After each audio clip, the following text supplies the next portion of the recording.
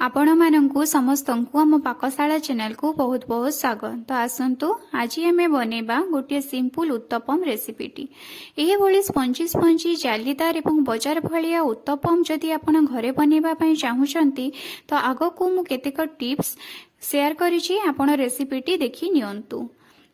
तो यह उत्तपम बनैबा पई मु 3 भाग चाउल सहित 1.5 भाग बिरी को नहीं जाइए। आपण जदि मेजरमेंट कप रे मापी नेबा पई चाहुचंती तो 3 कप चाउल सहित 1 कप एवं तार अधा बिरी नहीं जांतु एवं बिरी और चाउल को अलग अलग बुतुरे दियंतु। 3 ରୁ 4 घंटा बुतुरी जेबा परे आपण बिरी और चाउल को छाणी करी नहीं जांतु और गोटे ग्राइंडिंग जार रे उभय को एका संगरे देई देई आवश्यक अनुसार पानी दे दियंतु एवं यहा को ग्राइंडिंग करी नियंतु।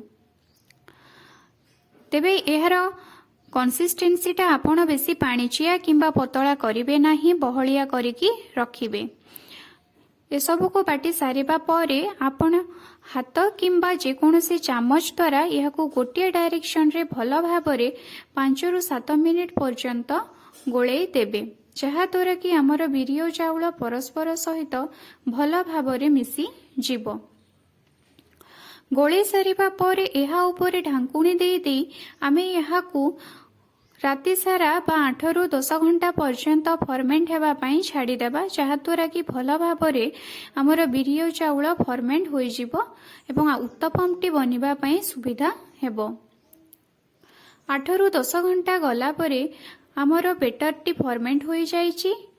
जेहेतु आमे आगरू एहा उपरे लुण देई नथिले तो एबे सेतिरे स्वाद अनुसार लुण देई देबा एवं एहा को बेटर रे भल भाबरे गोळे नेबा। लुण को बेटर रे गोळे सारिबा परे आमे तावा रे गैस उपरे देई देई गरम करी नेबा। तावा गरम हैला परे सेतिरे गोटे चामच तेल देई देबा एवं ता उपरे उत्तपम बेटर को पकेई देई एहा को एपरी भाबरे बुलेई नेबा।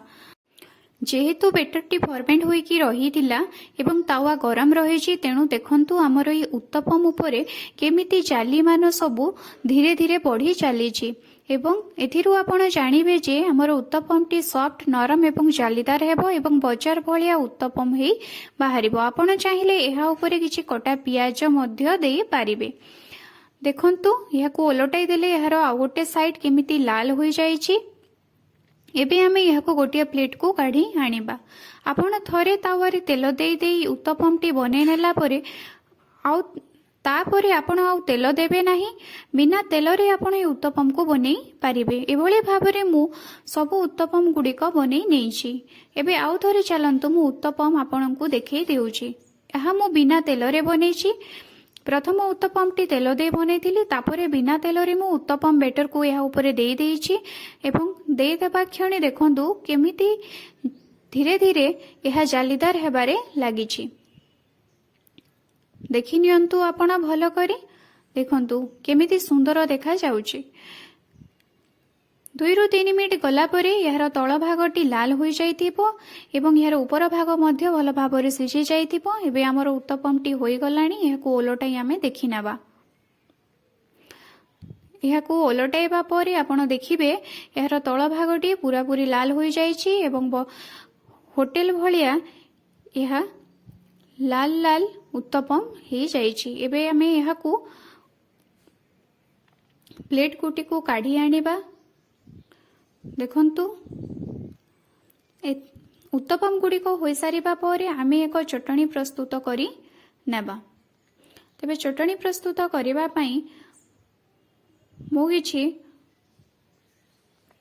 पुदीना पत्र, धनिया पत्र, लंका, इंचे अदा, ता सहित गोटे कंचा लंका, किछि रसुण नै जाइछि एवं ता सहित गोटे बड़ साइज रो टमाटो को काटी नै जाइछि एवं एहा को भल भाबरे ग्राइंडिंग करी नेउछि। ग्राइंडिंग करी सारिबा परे सेतिरे आवश्यक अनुसार पानी दे देउछि एवं एहा को गोळे नेउछि एवं एबे एहा ऊपरे मु आवश्यक अनुसार लूण दे दे सेतिरे भल भाबरे मिसेई देउछि। आपण ई उत्तपम को चटनी सहित थरे घरे बनै ट्राई करी देखंतु, देखिबे आपणकर उत्तपमटी पूरा परफेक्ट बनिबो एवं यार टेस्ट मध्य बहुत भल आसीबो। आपण घरे थरे एहा निश्चित ट्राई करी देखंतु। ବହୁତ ଭଲ ଲାଗିବ।